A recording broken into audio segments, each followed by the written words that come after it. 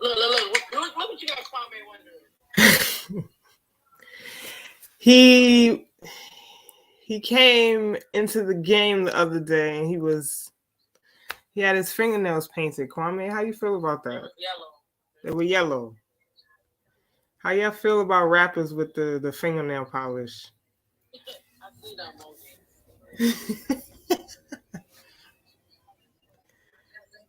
I don't know how I feel. I'm a lower music now because I ain't starting to drink no more. Brittany's in the killer vibe every time, y'all. She in the killer vibe, yo.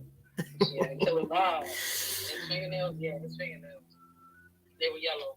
Mm-hmm. Yellow. Drake and them.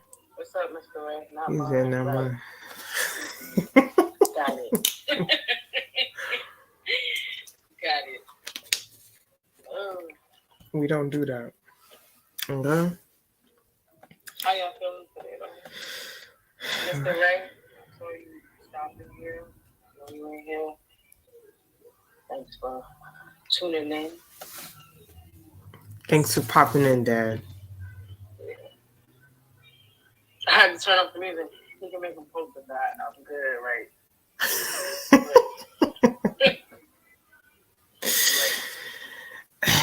At this point, Drake can do whatever he wants. He does no wrong, right? That's what people say. I don't know if people say that. I feel like. But yeah. Come on, this is. I'm not starting to show no more weight for the Drake song. It's too much heat, and we 4 minutes in. How's everybody doing this evening? Drake just gets me in the spicy mode. Like, he's. I don't know. Y'all seeing it? Yeah.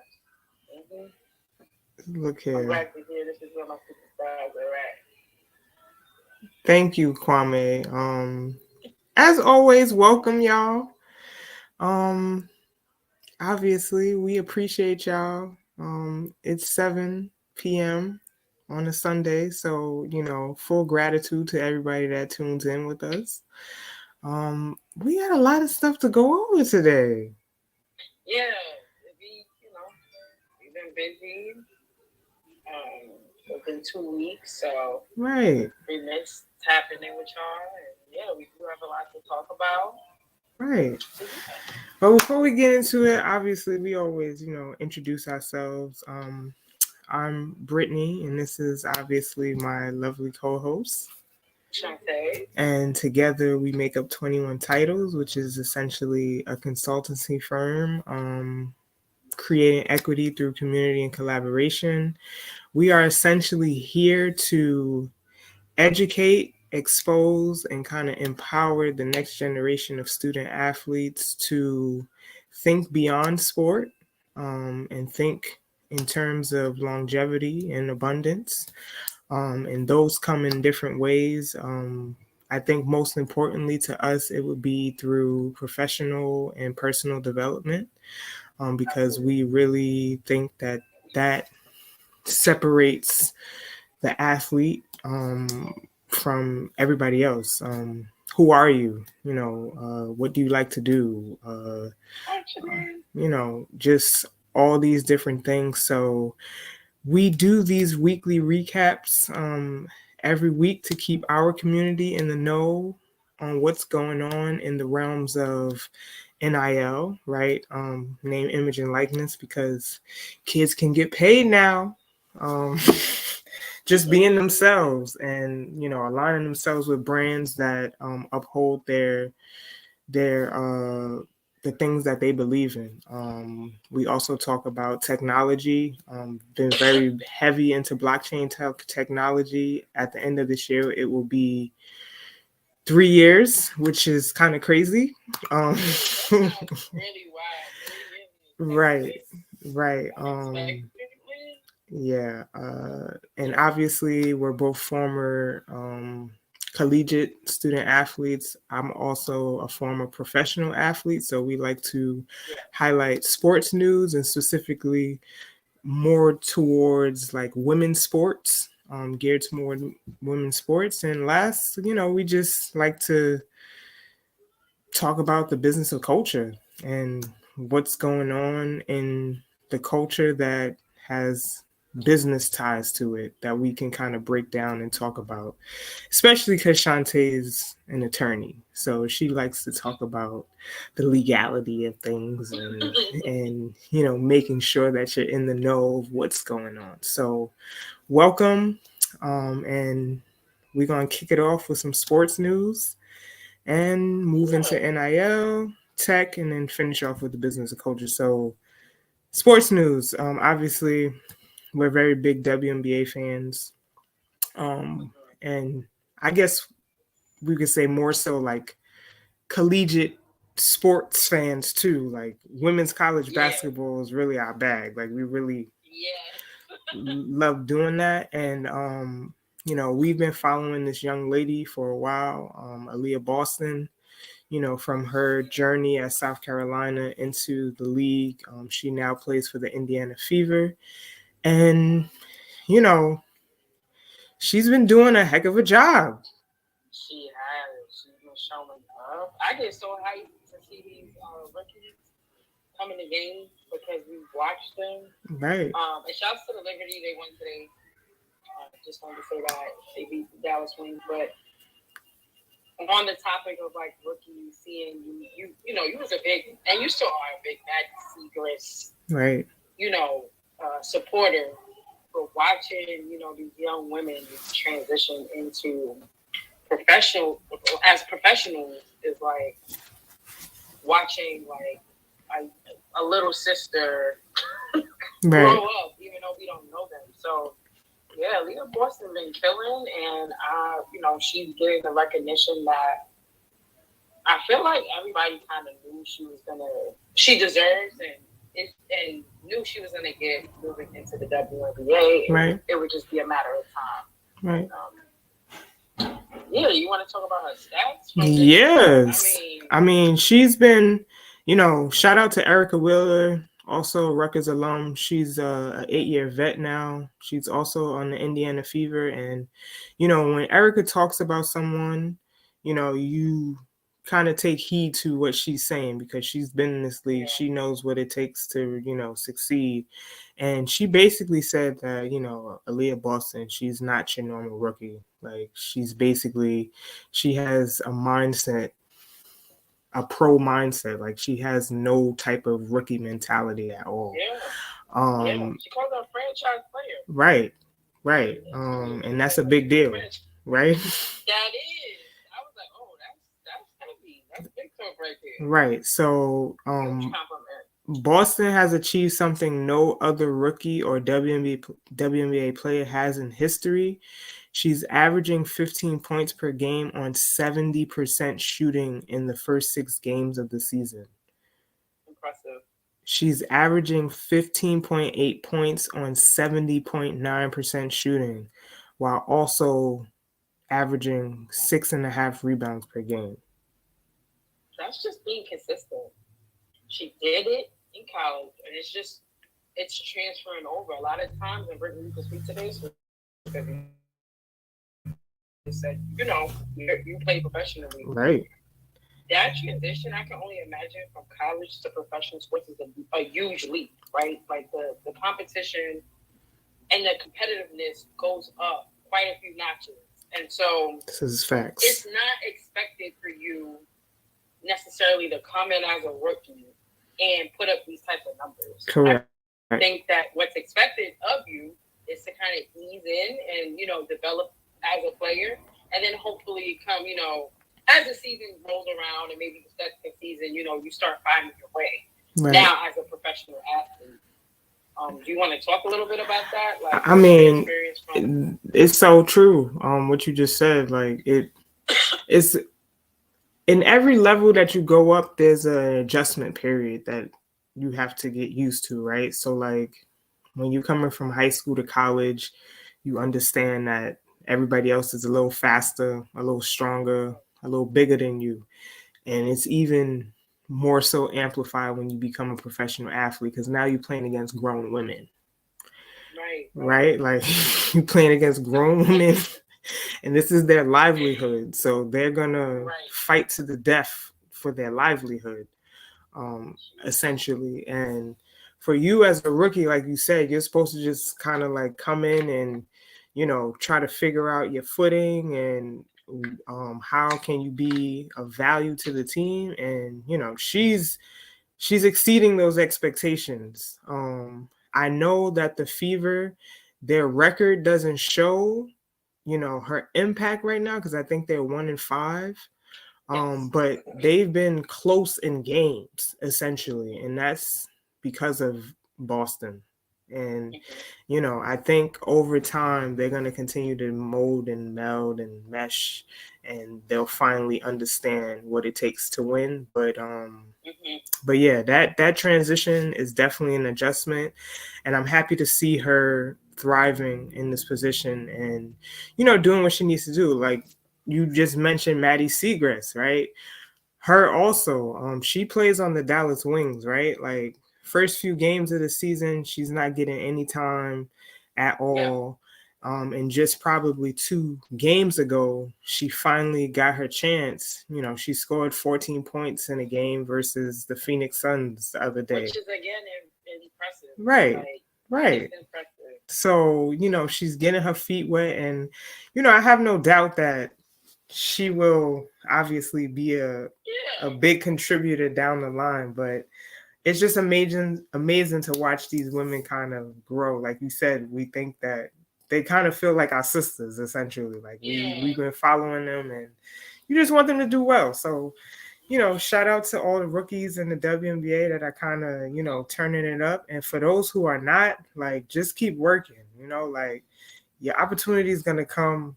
You just got to continue to stay in the gym and, you know, hone your skills and be prepared. Like, that's. But speaking of preparedness, I know this is not on our agenda for tonight, but I did see a clip of what's her name in the gym during the summer. Who's that? From Iowa, Caitlin Clark.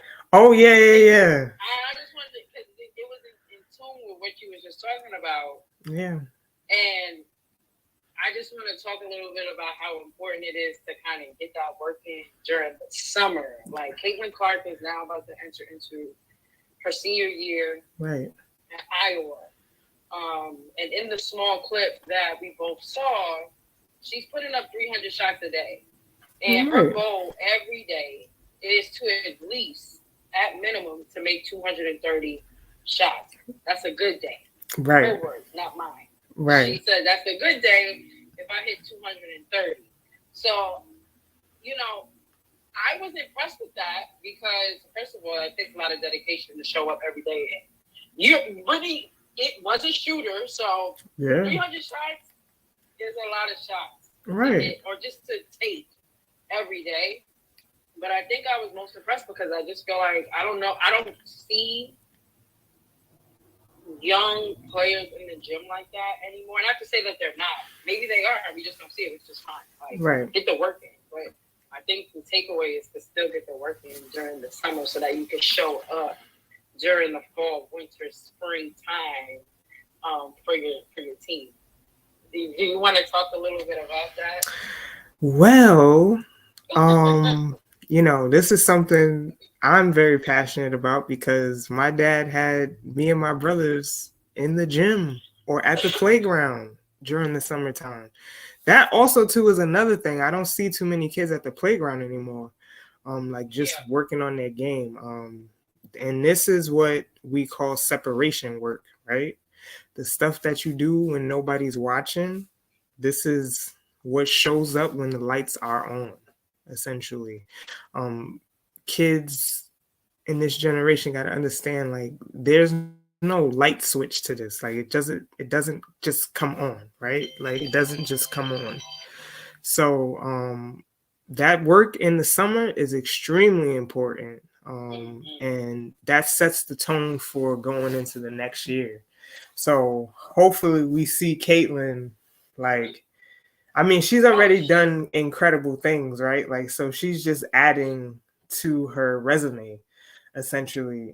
She's just going to be adding to her resume this year. So I'm happy to see that a woman who has already garnered so many accolades is still hungry and showing that she's willing to put in the work to stay in that position of, the caliber of talent that she is. So yeah, I gotta get in the gym. I'm excited to see her for next season. She is, she already was showing out last season, so you already know she's coming with fire, heat, dedication, and determination this year. So Absolutely. Just wanted to point that out because you was talking about preparedness, and that's a fact. Yeah, that's a fact. A good example. Yeah. So since we on the WNBA, I just wanted to obviously talk about the Brittney Griner incident, right? Like we should just, since we still talking about women's basketball. Brittney Griner basically got assaulted, like verbally assaulted. She got harassed yesterday. She got harassed. Literally, she got harassed yesterday. While she was in the airport. Yeah, the team was there. I think they were going to get food. The guy, I don't even want to do my due diligence and give the effort and attempting to figure out what his name is because he doesn't deserve that type of limelight. Right. But this man that apparently he's heavy into like politics and all this other stuff, saw Brittney in at the airport with the team and pulled out his phone and harassed her yesterday. And was like, asking her questions about her love for the United States, all this obnoxious stuff. But I mean, it goes back to the conversation we had a few months ago about, and what has been coming out, right? About, chartered flights and how these WNBA players deserve chartered flights. It's not even deserve, it's also, right, shaking my head. I think about safety, right? This is what this is touching on. It's just a matter of safety. And from what I understand, allegedly, the WNBA did release a statement saying that I think Brittney Griner and her team actually had some chartered flights listed for them, and then there's other listed games where they're not chartered. And Brittney Griner's agent is like, that's not true at all. Right. And at the end of the day, every team and every player that plays on a professional level needs to be traveling via charter flight. Right. Because more incidences like this could occur. And it's unfortunate that we need an example to or something, to provoke. Something like this to happen, yes, to push the envelope and push the needle for the WNBA to actually do something. Right. I still feel the type of way about the WNBA because, again, I just feel like they're just moving and they've been moving extremely slow. We're just catching up with the times. Right. We're in the era of the NIL. These young women are getting paid much more money than they are in the WNBA. Let's start there. The least that you could do is get them on charter flights. This is something that, if you play at a high level, you're used to traveling via charter flight. Mm-hmm. So why not have that rollover in the professional realm? So there's just a lot of things the WNBA is going to have to work through and rather quickly. That's something that we have spoken about online and offline. And this is just really unfortunate. Harassment on any level is wrong. People are out here with extra courage. Right. It's just out of control. These women need charter flights. And it's a shame that this is a conversation that we're having in 2023. And again, with the NIL and everything else happening, WNBA, I got to step it up. Hoop Dreams, thank you for tuning in. Thank you for tapping in. That's a fact. Right. Yeah, so she got harassed yesterday. So. Yeah, unfortunate. It's crazy. After all the stuff she's already been through, and she got to come here. That's what I'm saying, it's bad business, but hopefully, obviously, like you said, this, springs on the charter flight situation for all the teams in the league. But shout out to Brittany Griner, sorry that you had to experience that, but you know, it hopefully brings about some change. I hope so. Moving on. Obviously, I know I am a big women's soccer fan. Women's World Cup is this summer, starts July 20th. And, I was doing my research on injuries and stuff like that this afternoon, and I was very saddened by the fact that one of our most significant players has injured herself and will not be able to compete for the World Cup this summer. So Mallory Swanson, she tore her patella tendon in April during a match because we know that the National Women's Soccer League is in full effect. It's the highest level of professional soccer that women can play in our states right now. So she was playing with her team. I forget which team she's on, but that really didn't matter because I just seen that she injured herself. So I am really upset. Before speedy recovery. Right. That's a heavy injury. Right. So hopefully somebody else can step up. I'm hoping. So just wanted to throw her some, some prayers. And also sending energy to our U.S. Women's National Soccer Team so that, we can get it done. Obviously, this is the 5th World Cup we've competed in, and we're trying to win our 5th World Cup title. So this is a very big deal to me. So I'm really hoping somebody steps up and, kind of fills her shoes. But shout out to our U.S. Women's Soccer Team. I will be following July 20th and into August. So shout out to y'all. And lastly, NBA Finals. Yeah. Have y'all been watching the NBA Finals? I've been watching the memes. Between Himothy Butler. Yes. Himothy Butler. Let me just say this, so that we can move on to our next sector, NIL. But Nikola Djokovic. Yeah. This guy. Nah. He's showing real basketball fundamental. I feel like he's a fundamental player. Yes. He's like. Yeah. He's like Tim Duncan mixed with Arvydas Sabonis. Like it's remarkable to watch him do what he does. Okay, he's 7 feet and he's shooting 50% from three-point line right now. Okay, Game 3 had a triple-double, 30 points, 21 rebounds, 12 assists. Okay, like Denver Nuggets, they looking to close it out tomorrow. But Jamal Murray also been in his bag. Showing up. But you know who I really want to say who's been showing up? A lot of key role players for Denver have been showing up. So Aaron Gordon had a phenomenal game last game. Phenomenal game, right? I think he had 27 points. Maybe about 5 rebounds. And he meshes and molds very well. I heard the commentators talking about how obviously his role has changed. Right. And how, some players would be like, I'm not doing this. Like, I don't want to be the star player. You have 2 options.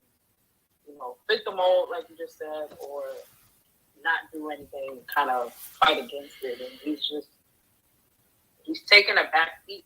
But not really. He's just changed roles and still has been able to provide value. Yeah. And that's what it's about. That's what it's about. Y'all gotta, sometimes, our pride and our ego gets involved, but you gotta do what's best for the team most of the time. And he's right. That's the question, right? Like, he went from Orlando. I think he spent his first 6 seasons with the Orlando Magic, and he was supposed to be a scorer for them. So like he's obviously taken a seat back to Jamal Murray and Nikola Djokovic, but he's a two-way player too. Like he plays D, and he's also. I really think that he needs to better develop a better jump shot, but he was hitting jump shots last game. So, you know, obviously you still need to work on that, Aaron Gordon. But nevertheless, he's doing what he needs to do, right? And also Bruce Brown. This guy had a tremendous fourth quarter last game. Like, I'm talking about hitting threes, getting to the basket. Like, he's also a two-way player where he's playing defense. And so I don't know if Miami's going to have enough to force a game 6. But we're going to see. If Denver's playing like they continue to play, because they play team ball. Like, they try to find the best option available. You know, when they're not forcing anything. And like when you just watch Nikola, like he's so great around the basket for a big guy. Like the 8-foot, 12-foot area, he's doing floaters. Like he's 7 foot doing floaters. Like and like just soft touch. Like he has such a great basketball IQ. So looking forward to watching game 5 tomorrow. But you know. Miami, I hope y'all can force another game because I love. I'm interested in watching more basketball, obviously. Yeah. But it's gonna be a hard task for the Miami Heat to kind of come into Denver and steal a game. But I mean, they did it before, so I mean, they could possibly do it again. But yeah, that's it for sports news. Going into NIL news. NCAA did not set the precedent, so everything has gone amok. Yeah. The NCAA president is like, let's get it together. I want a federal bill like yesterday. Well, yeah, the NCAA president, Charlie Baker, he is very loud, for lack of better words, about wanting a federal law to regulate how these college athletes are getting paid. And a few of the things he really is pushing for, and I feel like we mentioned this before in a previous episode, is a registry. There should be some type of registry that's created that takes account of all the deals that are created. And agent certification, making sure these agents are certified, maybe having some type of list or registry for agents, and then uniform contract standards. So I don't know how that last one's gonna work. I mean, I don't know, whatever. Just he wants a uniform contract standard, and he's hoping that this federal bill can move to the House and the Senate by the fall. This past week, I believe he was on Capitol Hill, and a couple of other people really pushing for a federal bill. So they're really hoping that something comes along by the fall, because he feels like, so what Brittany just said, there's been a lot of, like, for lack of better words, skills all over this NIL space, and he wants to clean it up. And he also mentioned that if a federal bill is not created by the fall, then the NCAA may have to create some type of like standard. Yeah, essentially he was like, it's going to be a lot of heavy lifting, because obviously it's not going to be a federal law. They're not like the government. So yeah, like he's really pushing for it. He's saying that right now the current NIL market lacks transparency. And there are a lot of crazy actors, bad actors in the NIL space, which he's absolutely right. This has been going on though before the NIL was created. Right. So I don't want that to get lost either. Like before there was the NIL, there's been a lot of stuff happening behind closed doors and under the table. And I think that gets lost in the wind. And so he also kind of, I feel like he needs to stretch before he reaches, but he said that he's also concerned about the potential Title IX implications, basically saying that the male athletes get more opportunities than the female athletes. And while, that is true, that's always, been the case with the women are stepping it up in the NIL space, like you reported before. Mm-hmm. The women are doing their thing in this space. So I feel like that was also, not a stretch. Of course, he wanted to be equal, but I feel like he didn't really have to make mention of that. But yeah, so he just wants some order in the NIL space. How do y'all feel about the deal being made public? Like on a public registry? Like we'll see Brittany has a deal with Puma, or Brittany has a deal with, whomever. Right. How do y'all feel? Do you think that, what are some of the pros and cons? It's like putting stuff on the blockchain, right? It is. Like we get to see what's going on, but I don't want y'all to know every deal that I have. Like that's like if we knew every deal Angel Reese had. Yeah, like how much she's getting paid, how much, Right, like I think. My only concern is that it may. You and I already talked about on previous episode, like early on, like how this may like affect teams, team chemistry. Right. If I know how much money you really getting, now granted, I'm sure these players speak to each other anyway. So if I get a deal, I'm gonna tell Brittany like, "Yo, Brittany, that's how much they paying me." They giving me a bag, but to have this on a national stage where everybody can see how much I'm making, down to my coaches and stuff like that, I don't know if that naturally is gonna bring attention. Some haters' attention, and you don't know where that may come from. So that's one of the cons to me that may actually negatively influence team chemistry. Right. As a team. No, I think you're correct. Hi, Mom. Hi, Devon. Thank you for joining. I think you're right. Obviously, we seeing kids. We talked about this last episode, right?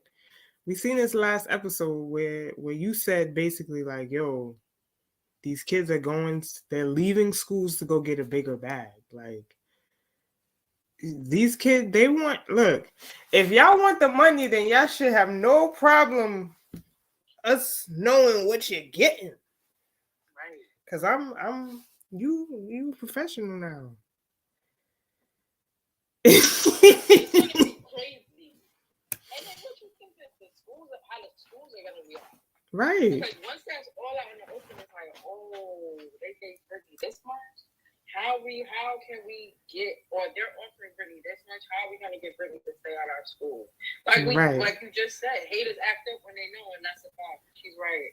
Haters act up.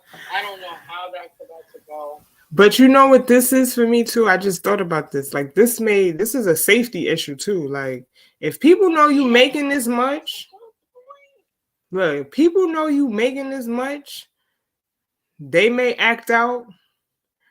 Look, I'm holding so and so ransom. Oh yeah, that's a good point. I didn't even think about that. I was consider that.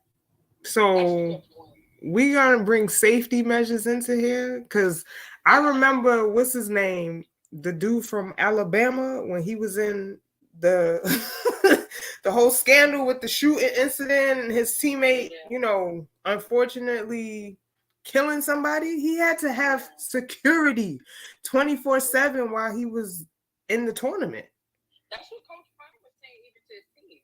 I forgot where they were playing towards the end of their football season, but he gave them a curfew and was like, you cannot leave this hotel after this time because people will see y'all out there. Right. And try to do. He literally said that to them, like, y'all are not. Yeah, people know who y'all are. Right. They will try to rob you. Correct. They will try to harm you. Correct. Just because. So I wasn't even thinking about that. I think that's a good point. Safety. They already. They already. but the safety measures, yeah, I don't know if they even consider it that. Right. I mean, this kind of just NIL is gonna keep it's gonna keep rolling, right? It's like a tumbleweed. It's like a snowball. Yeah. It's gonna keep rolling down the hill and picking up more speed, right? So with that being said, the New York State Senate has passed and revised in this NIL legislation that basically greatly benefits state schools. So we were talking about the Oklahoma bill, SB 840, right? Yeah. And how the legislation told the governor, all right, we bypassing your veto, we putting it through anyway. Okay. This same type of bill has just been passed in New York. Yeah. Yeah, and it's a big deal. So it's going to cover state schools from being punished by the NCAA for any NIL related violation. This is going to protect schools. So including any committed by collective. So this is what we talk about, with Oklahoma, Texas. They all trying to protect themselves. They're trying to protect their state. Right. Essentially. All the schools in that state, we gonna run, essentially all the states is like, listen, all these schools, we gonna run our state how we run our state. We trying to protect the money in our state. We gonna make sure the money stays in our state. And while we're doing that, we're going to make sure that you don't get in trouble by the NCAA. Because that's money being taken out of our pockets, too. Because when you get sanctioned, some of these players are not going to be able to play. Our coaches may not be able to coach. We're trying to keep this money in state.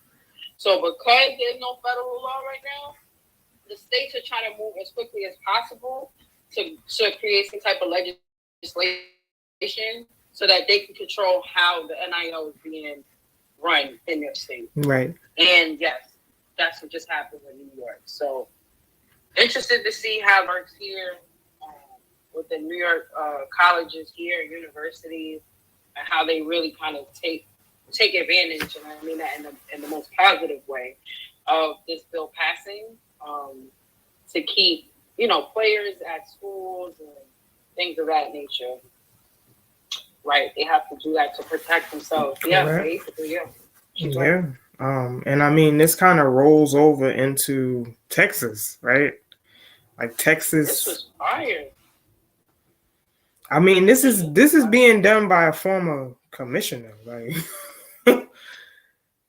This is great because we haven't seen this. Right. So essentially, Tom Burnett, the former longtime Southland Conference commissioner, has created Lone Star NIL, a first of its kind program that focuses on endorsement deals in college athletics at a state level. It's connecting Texas athletes with Texas businesses. And that's it. That's it. We just connected all in state. Again, rolling into what I just said, we're going to keep this in the family. Right. We're going to connect y'all directly. This is going to keep money here. Yeah, I mean, I like that. That's fine. I like that. That basically just shows you it's a niche, right? This is niche like. We're gonna keep Texas building. Keep y'all thriving. Right. We want to see Texas University, all the Texas schools. We want to have y'all thriving so that more kids want to come here. Right. So it's all about business. This is straight transactional. We want to keep Texas on the map, so we're only going to be connecting Texas student athletes to Texas businesses. I mean, I think that falls in line. This is amazing. I thought this was probably the most simplest idea. Correct. But we have yet to see it. Correct. Because, like you said, this is a very niche market, and I'm very interested to see how this goes. Obviously, this is probably going to have to come with a lot of education because there may be businesses that don't know what NIL is. And you know what? I'm pretty sure they got a summit in the works because they're gonna have a summit. They're gonna have a conference. Come learn about how NIL can help your business thrive. Because we already know Texas has some of the most major programs in the country. Like, come on, Texas, like even on the high school level, Texas football? Texas football? Come on. Yeah. So this is a simple yet genius idea. Yeah. And this is only going to increase their competitive advantage. And I'm interested to see if other states follow the model. Yes. Just to get crazy. Yeah. But then I'm thinking about like antitrust laws. I'm not an antitrust attorney, but that like competitive market, unfair competition. But right now, this is a genius idea. Interested to see how this goes down the line. Shout out to Tom Burnett. This is a genius idea. We're gonna keep our eyes on him and Lone Star NIL. Yeah, that's I like that. I like that. Yeah. Yeah, rolling along. We all ate this cereal, when we were younger. They're great. What's that, y'all? What's that? They're great. Come on, put it in the comments. We know who that is. Tony the Tiger. So Armando Bacot from North Carolina men's basketball has entered into an NIL deal with Frosted Flakes. Essentially, what does that mean? It means he's going to be giving back to his community, and Tony the Tiger is going to be tagging along. Yeah. Okay. She got it. Frosted Flakes. There we go. Yeah, I mean, to raise money. So right. They could actually give money to a middle school to get more just sports equipment. To fund sports equipment because they can't afford it. So that's fire. Carmen said, "Oh damn, didn't expect me here," and so many type of Y'all know I'm full of surprises. You never know what else. Like, right. Come on, we grew up in that era. Come on. But yeah, shout outs to Bacot because he could have went to the league. Like he could have left and declared, but he's coming back, and this is a great kind of deal for him to get into to kind of just give back to the community. We're seeing like a lot of student athletes really care and use their NIL deals to give back to the community. Obviously, we talked about Paige Boekners and how she's gone back to Minnesota and she's opening up the pantry and doing all that stuff, which is amazing in itself. Like it shows like use your tools and your resources to help out the next generation, because I think that plays a significant part in their psyches as they get older. Like somebody did this for me, so when I get older, I know that it's essential for me to pay it forward too. So shout out to Armando Bacot, and I really love that. We always talking about Angel Reese. She always doing something. Rip me out the plastic because I'm acting brand new, okay? But obviously, the LSU star was seen. She made her little cameo in Lotto and Cardi B's music video. So she out here. She a celebrity now. I mean, she is a celeb. Like she's a celebrity. I was hyped to see the hip hop sports connection. Right. Shantae's a very big, connoisseur of the hip hop sports marriage.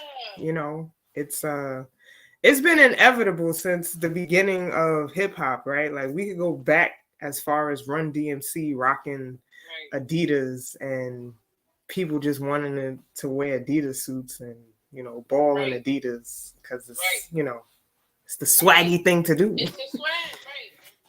Culture and sports are kind of one and the same. So now we're seeing this in the NIL space. And, I don't think this will be the last. I I mean, we always talk about Florida Right. Johnson. Right. You know, she's a rapper. Big Now facts. basketball player. Right. With a ring. Right. With a ring on her finger. So just, you know, the hip hop, basketball or sports in general connection is really, really strong. And so, yeah, like now we're seeing it in the NIL space. And just wanted to give a shout out to Angel Reese because that's a big deal. Right. It's a big deal. She's been seen everywhere. And shout out to Cardi and Lotto. That's a fact. Welcome, Mama Flag. Welcome, Israel. Happy to see y'all here. Thank you. Basketball heads. What's up, Glenn? Thank you for popping in. We're talking NIL and moving along. Texas Governor Greg Abbott signs a transformative NIL bill. What's that all about? It's the same thing. More Texas. Yeah, like New York, and we just talked about how New York just passed the NIL bill to kind of expand just the NIL reach here in the state to kind of protect the New York State universities and colleges from being sanctioned, you know, by the NCAA for like doing something wrong in the NIL space. And now Texas has done the same thing. And this is all centered around keeping, you know, essentially these athletes at these schools. It's to keep great players at schools so that their schools can make money and that these student athletes can make money. And so, yeah, Texas just passed something similar. And so, yeah, this is protecting schools. But you know, the article mentioned the most notable change appears to provide cover for state schools from being punished by the NCAA for any NIL-related violations. So, again, this is all about money. This is business. And it's about keeping these kids at the school so that their universities and their colleges can thrive in this new NIL era. So, shouts to Texas. We're not surprised. We talked about this bill as well as Oklahoma's bill for the past maybe 2 or 3 weeks. Right. And more states are going to be following suit before there you know happens to be a federal bill. Marissa, welcome. Thank you for popping in. Facts. But yeah, so Texas is doing it big. This is what they do over there in Texas. This is all right. Okay, I'm done. But rolling along, tech news, Web3 news. How about a virtual golf league? Yeah. That is crazy to me. Golf. We've covered golf. Brittany loves golf as well. But yeah, I thought this was kind of cool. Sorry, y'all are here in New York in the background.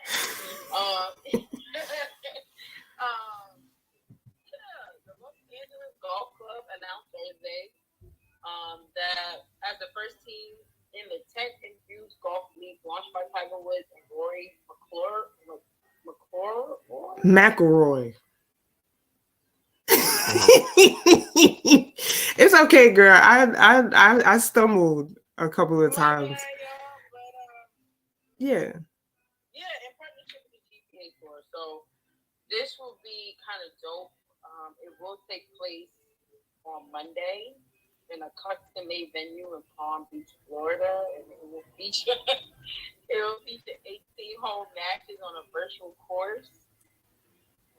And yeah, the venue it'll feature a simulator that players will hit longer shots into, along with an authentic green area for chipping and putting.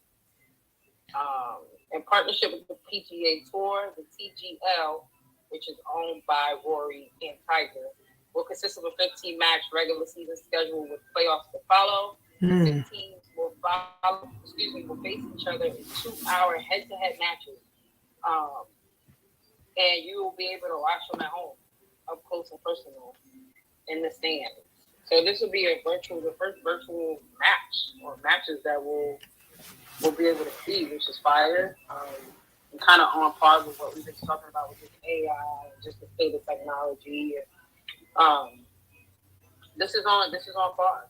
Yeah, and I mean this goes into right, like who owns this LA team. So you have Serena and her husband, Alexis Ohanian, and her sister. Yeah.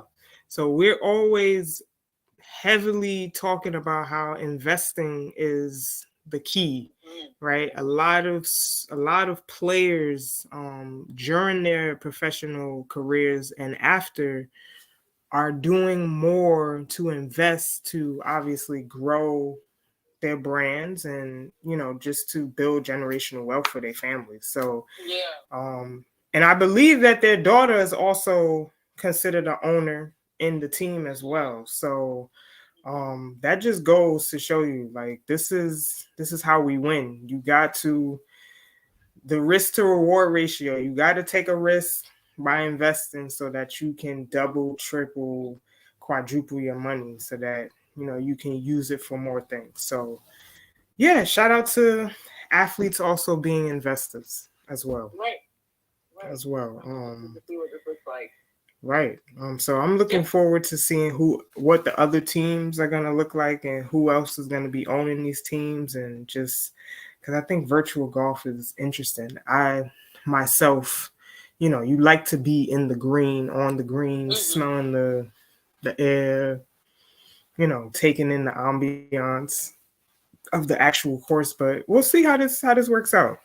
They always gonna try something. They just came out with pickleball, like. It's a play on tennis, so we gonna see. But moving along, NFTs, right? Haven't been so we haven't really been talking so much about NFT drops, right? Like they've been. Because people have been getting caught up in NFTs. We just reported 2 weeks ago, Shaq. He's been running from. He's been ducking. Right, the SEC. I haven't seen the NBA game, which is crazy. Right. But so I feel like nobody really. Yeah, it's been kind of quiet a little bit. Very quiet, but your boy LaMelo Ball, he's about to drop an NFT sneaker drop that's going to be in collaboration with the Gutter Cat Gang. So Puma's been out here really kind of like serving the younger generation. Obviously, we know that they've got deals with Flau'jae, they got deals with the Paldo twins, they've got deals with, a lot of budgeting, talent. So LaMelo's also one of those on the roster, one of those people on the roster. And he's not, he's familiar with NFTs. He done dropped a couple of collectibles already, so this is not anything new to him. So basically, you will be able to redeem a physical pair of sneakers if you collect this NFT. And me and Shantae are always talking about this, intersecting the physical with the digital, right? So titled Gutter Mellow MB.03, the limited edition kicks will initially be sold for $175 via the OpenSea Marketplace as an NFT collectible on June 29th. And like I said, the NFT can later be redeemed for the physical sneakers during a month-long window from July 18th through August 20th.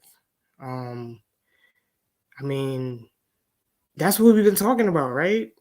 Yeah, I think that is fire. I think they when dealing with NFTs at this point, I feel like you need a physical. Right. You need a physical item with it. So hopefully people will show up and show out and purchase the NFT to get the sneaker. Very interested in seeing what the sneakers gonna look like. Right. And I think that's a good price range. It is.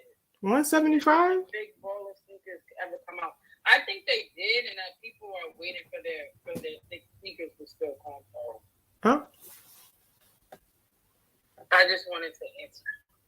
Somebody actually brought that up the other day on a podcast I was listening to. I don't think they've received their sneakers yet. Oh, that's kind of why. why. The case with LaMelo. Right. But yeah, I think this is fire that, again, mixing the two realms. And hopefully get some people that may not know anything about NFTs to kind of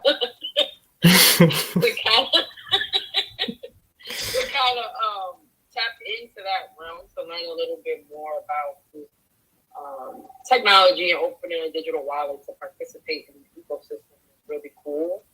And again, if the sneakers are fire, then I'm gonna assume that people are gonna want to buy an NFT, and like you said, it is super. I think that is very affordable. Like you mentioned, that's a great point.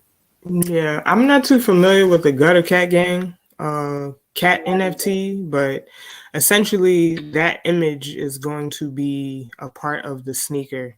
I believe also there's going to be some inscriptions on the tongue of the sneaker, and also some, I guess, for some inscription on the heel as well. So, like we said, Ball entered into the NFT space in June 2021 with his collectibles, and he had a second collection drop in February of 2022. So, this is along his line of just continuing the trend. I gotta go back and see how much he sold for those collectibles, but yeah, LaMelo's ushering in the new wave of what the digital asset realm can look like for a professional player, or just amateurs too, obviously, on that level. So interested to see how that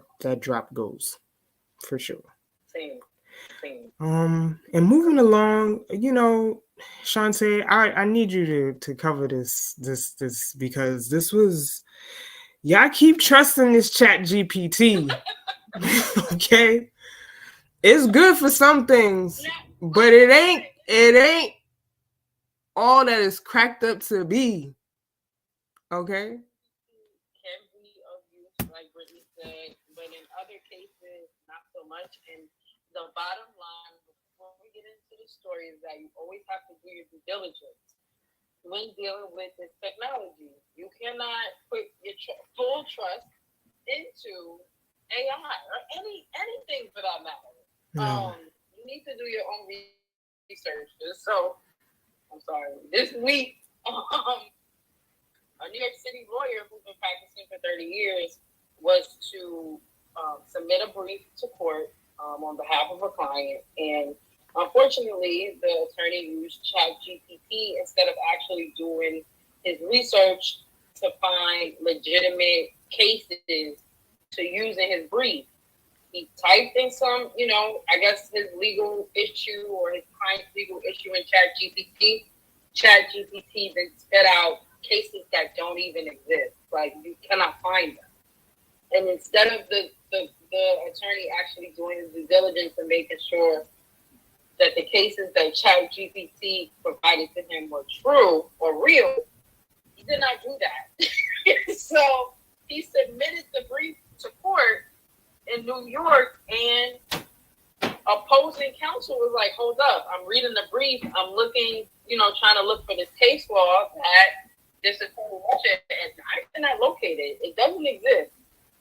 And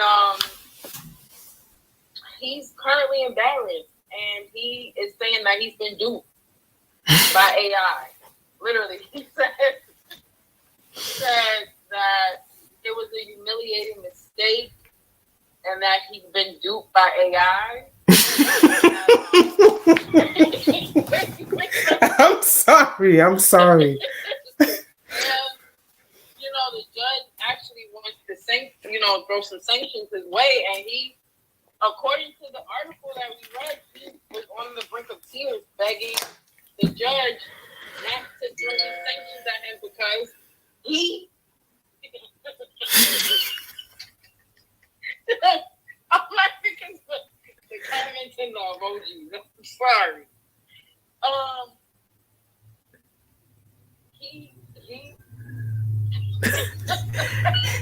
He's disappointed in himself, y'all. Like he is, and he was emotional. Because AI has pulled the wool over his eyes. And he thought he'd been using a super search engine. I'm reading. This is quoted. Yo. Excuse us. Like, this is just too funny because it's like we always talk about doing your DD, right? Like, you have to make sure you do your own research. Like, I mean, even in previous episodes, we talked about how JP Morgan Chase is about to come out with their own chat GPT bot, Index GPT, and people thinking that they're going to be able to use that and not still do their own research, which is totally... Come on. Yeah, he has been cheating on his life. if he's using the bot to go into court, like, come on, y'all. So I'm sorry, because this is a serious matter, and I don't want to look like a jerk because I believe he was on the brink of tears. Right. Because he's been practicing for 30 years. His license could be taken away from him. Right. Right. Or for one mistake. Yeah, and he said, I'm hoping, like, he was begging not to be sanctioned. He's like, I've already been through enough because the media is essentially dragging me. Yeah. The media is, I am humiliated. So please, he said, I deeply regret my actions in this matter. And my assumptions was I was using a search engine that was searching sources that I didn't have access to. He needs to stretch before he reaches with that one, but come on. The judge still has to make a decision as to whether he's going to sanction this attorney. Right. But he is extremely remorseful and humiliated. But beyond this laughing, like Brittany said, the fact of the matter is you still have to do your diligence. You have to double check all these things. Like she mentioned, Index GPT that's coming out, set to come out with JP Morgan Chase is supposed to assist regular consumers like ourselves and people that may be interested in participating in the stock market, essentially give you some pointers as to what you should be investing in. Right. This is your money. So Index GPT, whatever they're telling you, you need to verify before, and verify that whatever this chatbot is telling you is accurate. Because we laughing at this, but it's not funny. There's going to be people that it's not funny, and it can ruin your life. Like this can essentially ruin your life. Anything, all this AI, anything that you do without double checking to do your research can essentially ruin your life. Your life can take a turn for the worse. So do your research. This is unfortunately this is a great example. We have to use this case as an example of what not to do. Right. And I hope that, I don't know. I don't hope nothing, honestly. I will keep y'all posted. That's what happens. I don't know if he's going to get sanctioned, but we'll see. We will see. That was crazy. It was. That's a crazy story. It was. But on to crazy in the comments. But moving on to our last article in Web3 and Tech. I'm sure you have seen that Apple has dropped their Vision Pro VR headsets. I'm just over here saying, y'all gonna pay $3,500 for these headsets? They are, yeah. I mean, we've seen what's crazy is I don't know how Idris Sandu feels, but he essentially been doing some of the stuff that this headset is going to be doing. Right. It's all eye censored. Right. So now you don't need a clicker. You don't need. You're just using your hands. Using your hands is now. This is just your eye. Wow. That's what this headset also allows. It's a mixed reality, which we've never seen. They call it XR. Right. Spatial computing. So this is about to be the craziest thing. So people gonna be walking around with this headset on.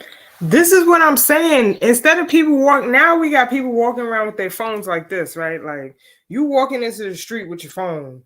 Now you're gonna have these headsets on, and everybody's gonna be in their own little world with the headsets on trains. Well, yeah, because now they bring the real world into your headset. So you'll be on the train, you can see the train, but then there's other stuff that you can actually pull into on your screen while you're on the train. So you gonna see somebody trying to steal your headsets while you on the phone, while you sitting on the train. Somebody gonna be like, got him, and run off the train with your headsets. I hope nobody is on the train. At least Look, don't get on the train in New York City with these headsets. I'm just telling y'all right now, because somebody's gonna try you. Somebody's gonna try you. This is a safety issue. This is a safety issue here. Be a potential safety that would annoy me, yes. So they gave y'all some more details on what the Vision Pro. That's what it's called, Vision Pro. They don't even want to call it a headset. And that's another thing I read in the article. Like they don't want to call it that because it's beyond that, but it's essentially a headset. And it's the best in the market, and it's gonna be equipped with 2 high-definition screens, a battery of cameras and sensors, and custom processors that reduce latency and lag. The cameras on the outside of the Vision Pro, which is crazy, that on the outside can display the real world in real time, like Brittany said, if I was on a train, which makes the technology less isolating and addresses this one long-time issue with virtual reality. Users can't see what's around them while they're in the virtual reality, which makes this whole thing a lot different. Right. That's crazy. Yeah. So it mixes 2 worlds, the real world and the fake world. And at some point, we're not going to be able to differentiate between both. You're right. Like, this is... They're trying to have this replace iPhone, like phones. Of course they wanted to replace iPhones because they want you to spend more money. Yeah, of course. First and foremost, y'all already get every new iPhone that comes out.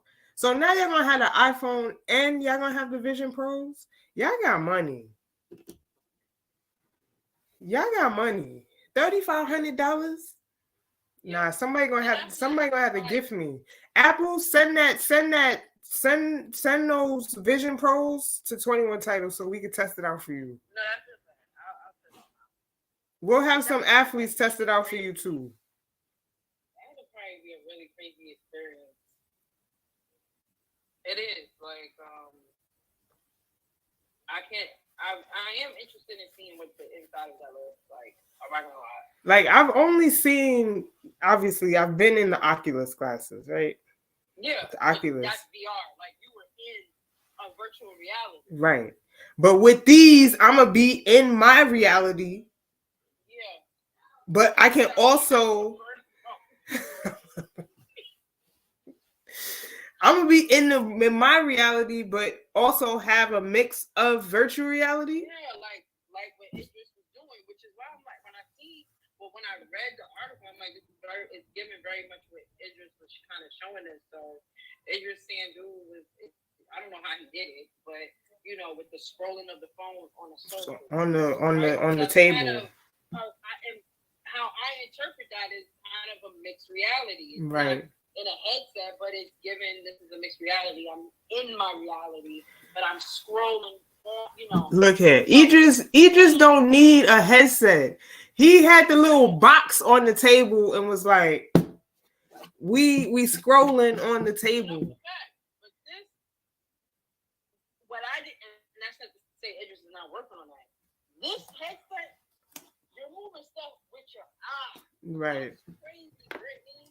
With my eyes. Yeah, that's kind of bonkers. Your eyes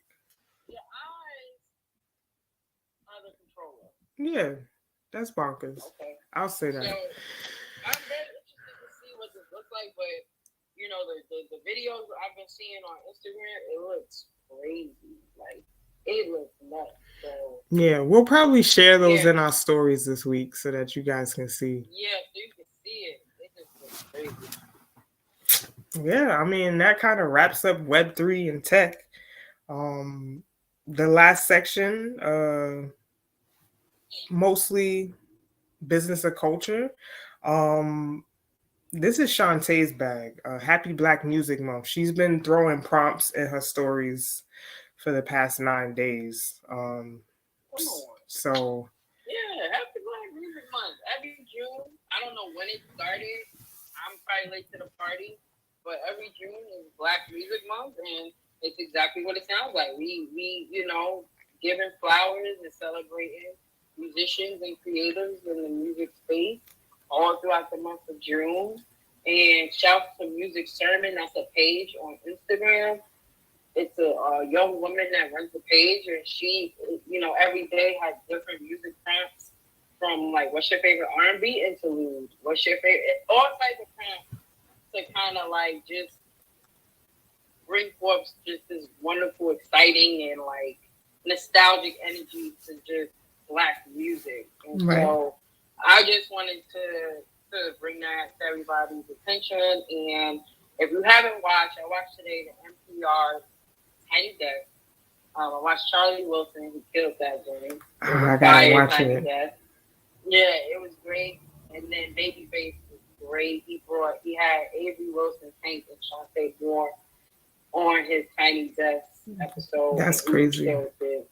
Didn't know until today that he actually wrote a rock song. That's what I told Brittany. I think that's fascinating and amazing, and just wanted to bring that to people's attention. I think that's fire. So happy Black Music Month. Happy Black Music Month, guys. Y'all better be playing that Black music, cause I can't listen to drill anymore. I'm exhausted. I'm all drilled out. Okay, all drilled out. I didn't tell y'all I had my first substitute teaching job earlier this month, and that's what the kids was playing in the class, and I'm just like, no, turn it off. Yeah, I don't know. Please, no bueno. All right. So, get your Black music on. Yeah. The timeless classic Black music. Okay. Come on, that's what we're here for. We movie heads and show heads over here too.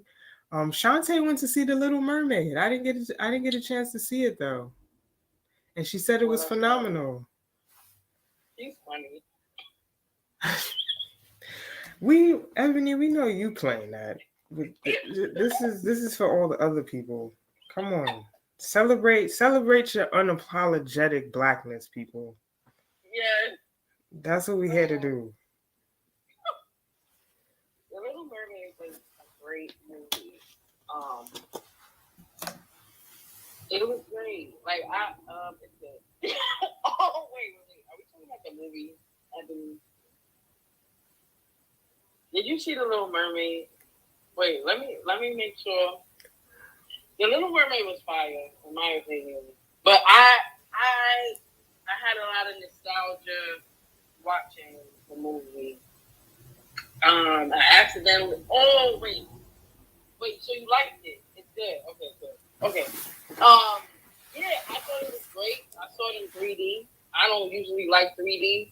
It was a mistake. The ticket purchase was supposed to be regular. To watch the film without 3D, but I watched it, and it was such a good movie. I think it was perfectly casted. They did the original. I feel like it was better than the original. It was great. Everybody really did a great job. I don't know what else. Yeah, wow, 3D. Yeah, usually it hurts my eyes, like it hurts my head. I can't do 3D, but it wasn't crazy. Like, and I want to give a shout out to just the animators. That's what I was saying. Like, the animation in that movie is crazy, and it looks so real. It looked real. Right. And I know that all the actors and actresses had to put in a lot of hours to, make it look how it looked, but that was amazing. Like from start to finish, and everybody sounded good. It was like high key. It was a movie, but they also made it like a little musical. Because everybody was singing, and then there was rapping, and the seagull was like rapping a little bit in The Little Mermaid. So it was just a really good movie. Shout to Haley, and yeah, they did. Yeah, Ebony, they did. I even shed a little tear in there. I did. I cried a little bit in the movie theater because it just made me feel like I was back being a little girl again. Such a good movie.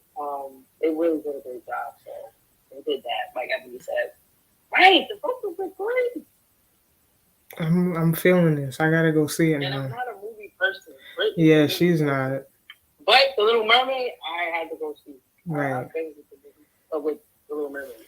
And since we're on movies, and Shantae was talking about animators, I was allotted the fortunate opportunity to go see the Spider-Verse, the new Spider-Man movie. Shout out to Grow Our Game for the invitation, because y'all did that. I had a phenomenal experience. My son had a phenomenal experience. The animation in Spider-Verse, bruh. Yeah. The animators did their thing in that, okay? Oh, like they show up. They show up. It was they got the best of the best. Right. It was a great storyline. And I enjoyed watching that movie. I'm gonna be honest. I enjoyed watching it. They were just incorporating a lot of cultural characters into the Spider-Man movie. Yeah. So I appreciated that too. So if you didn't see Spider-Verse or The Little Mermaid, go check it out. Both great movies. Right. Tap into the little one inside of you. So yeah, those were our movie reviews, if you want to say. And obviously, I know I'm in upstate New York, so there is a collective up here called the Black Library, and they're doing basically an artist residency. The applications have been going on for the past 3 weeks. Tomorrow it closes, but there are 2 spaces available for a 3-month period, which they supply you with all the things, whatever the medium is that you that you do.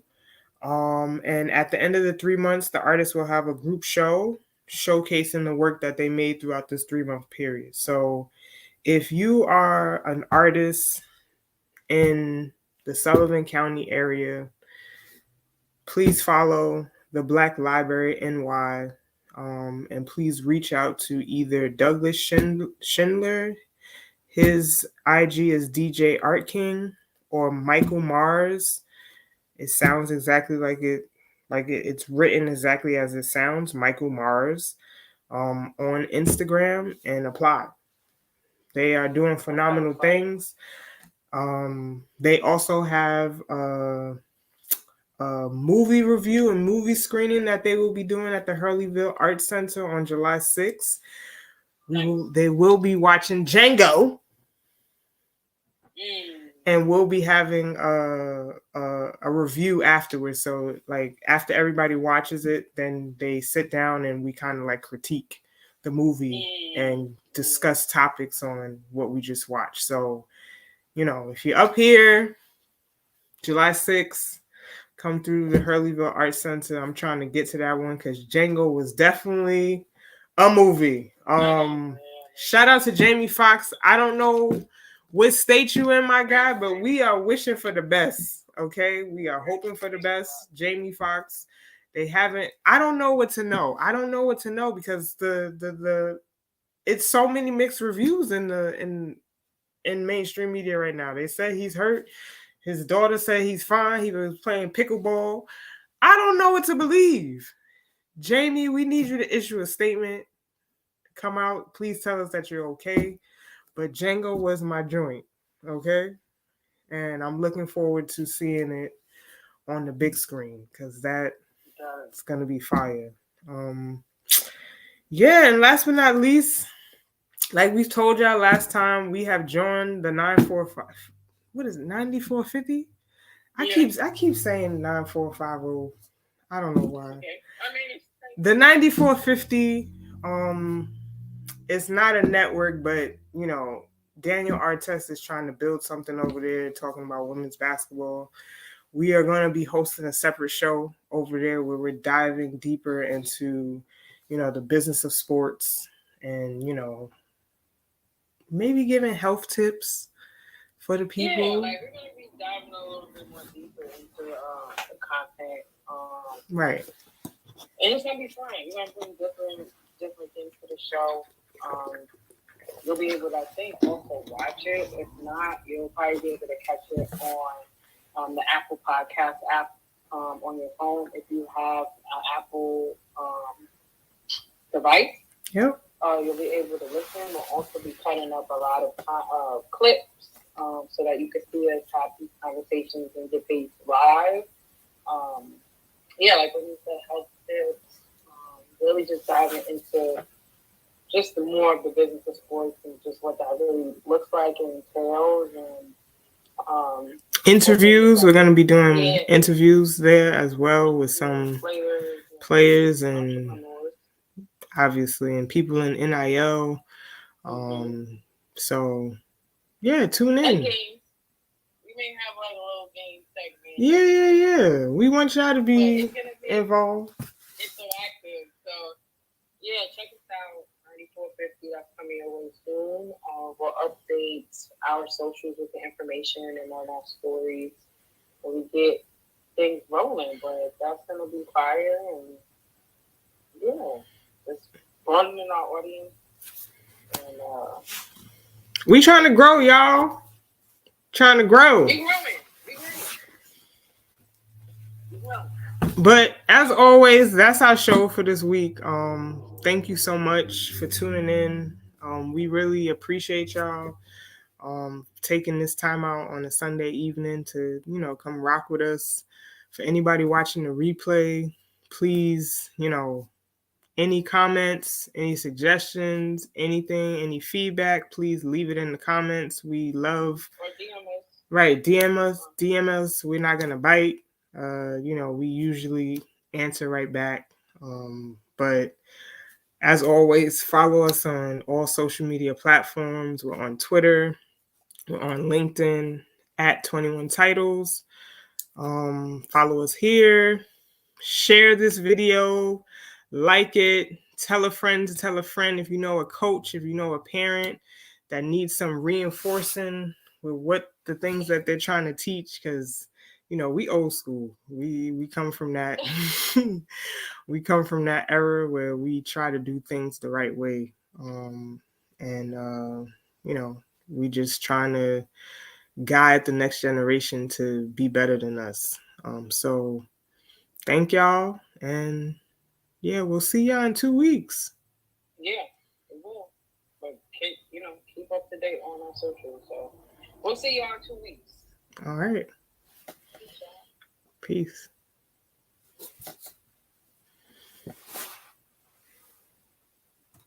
I think that went well.